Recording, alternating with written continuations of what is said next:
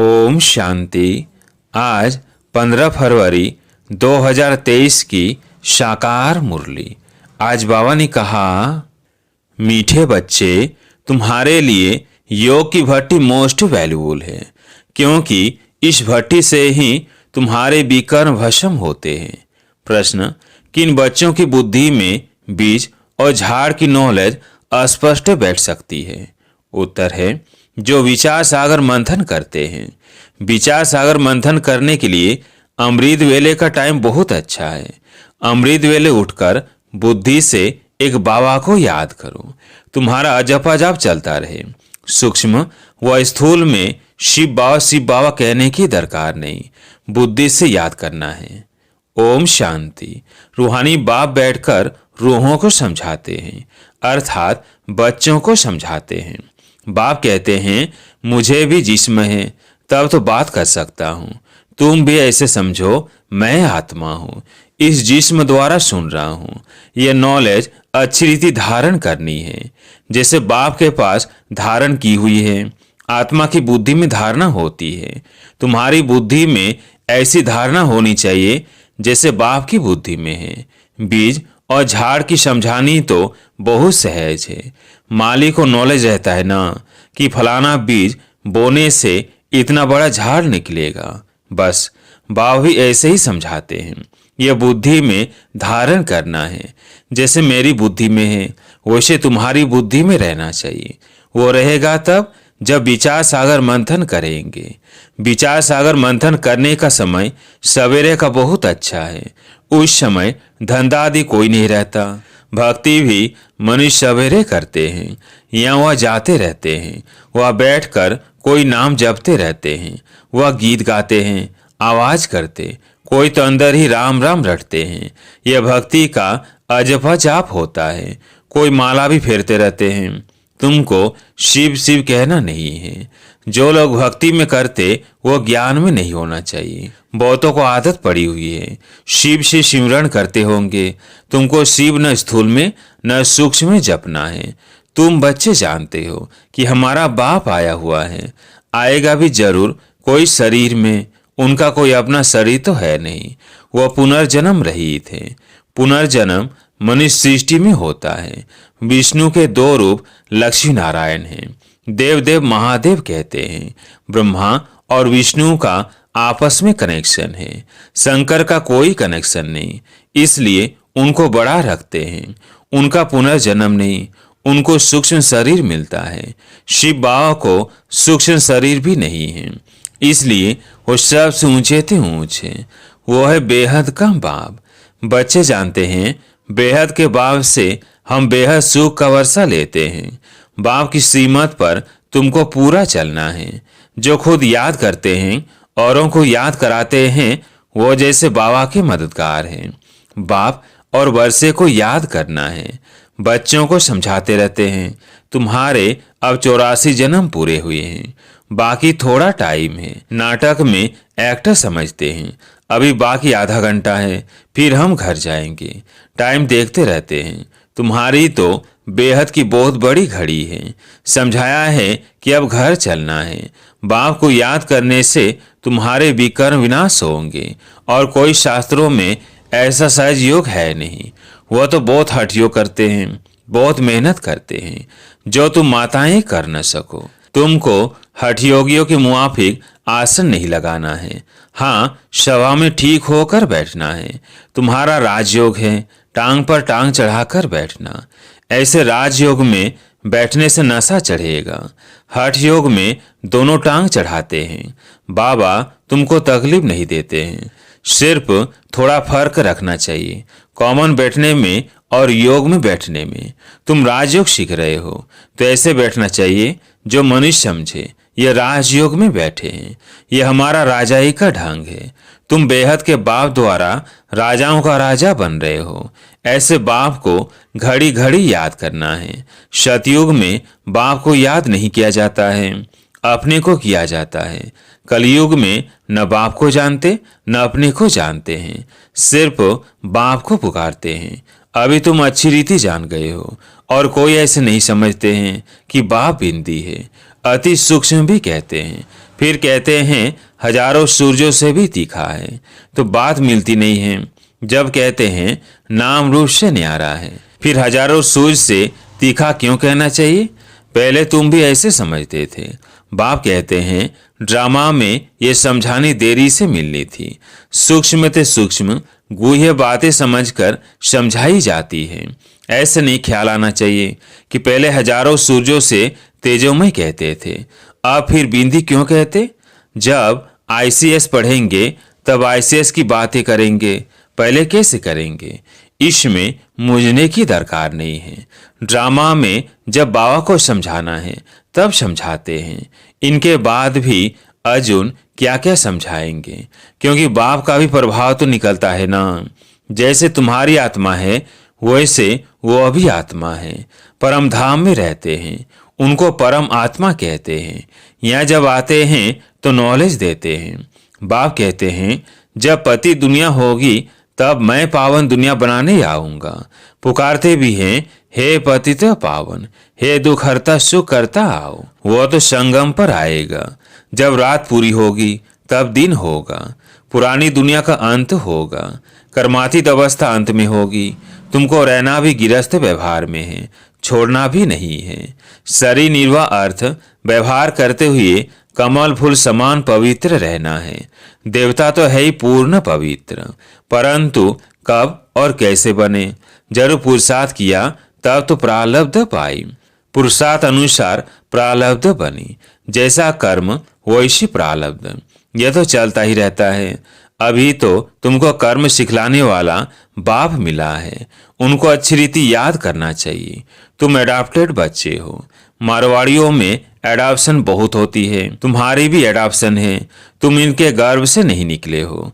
Adaption में दोनों बाप याद रहते हैं, अंत तक जानते हैं कि हम असूल किसका था, अब किसकी गोद के बच्चे बने हैं।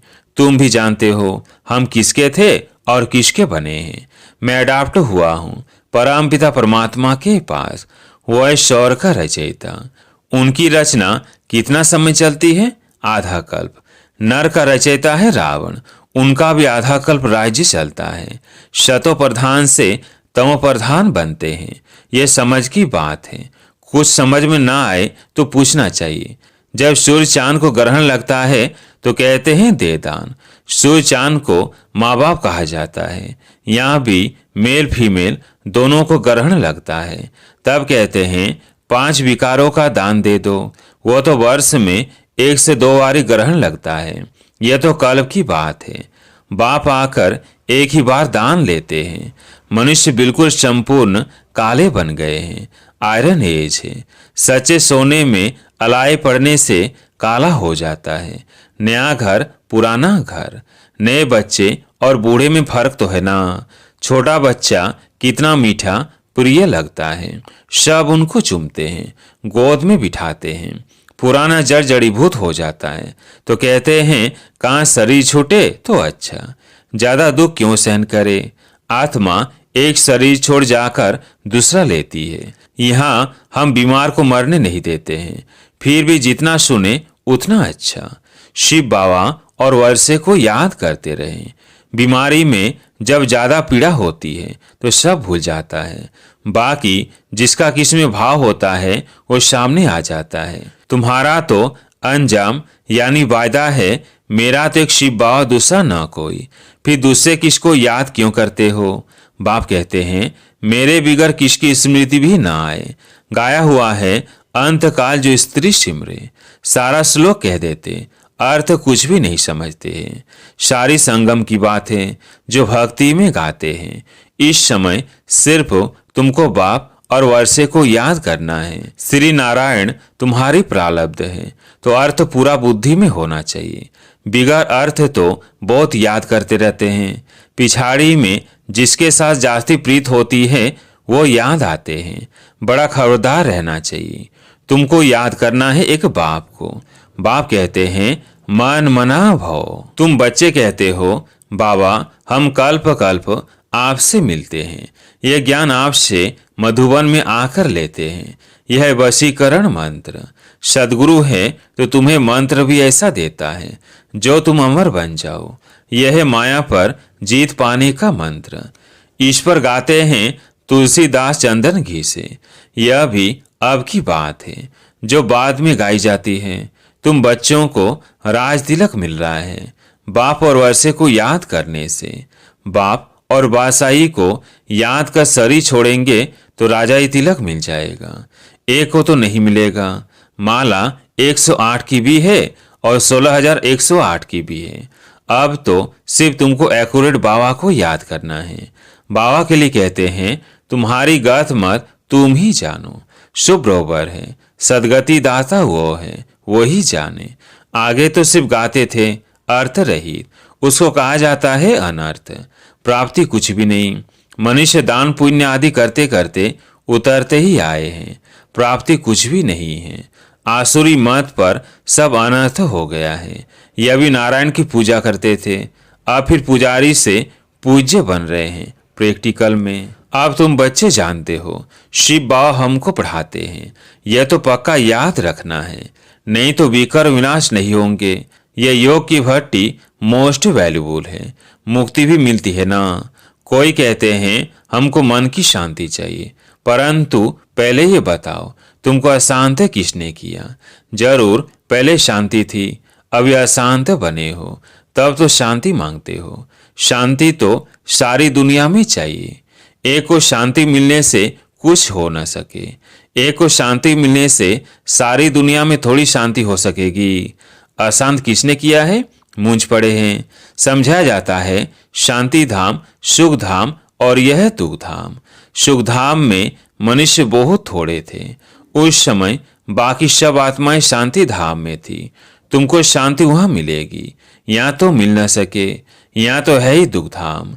दुख में अशांति होती है, यह तो बहुत सहज है, किसको भी समझाना। सुख शांति का वर्षा देने वाला एक ही बाप है। सतयुग में सुख शांति दोनों ही है।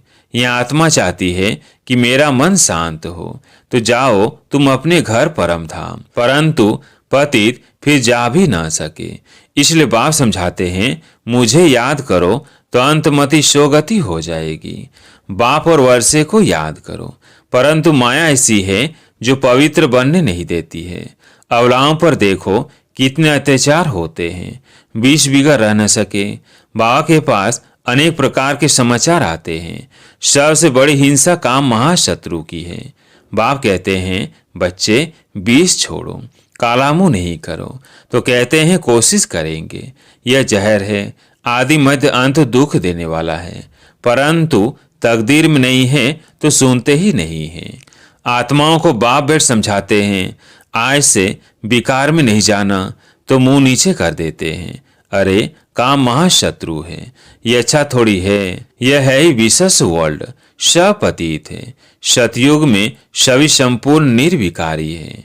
अच्छा, माता पिता बाप दादा के कल्प अथवा 5000 वर्ष के बाद मिले हुए मीठे मीठे सिकिलधे बच्चों को याद प्यार और गुड मॉर्निंग।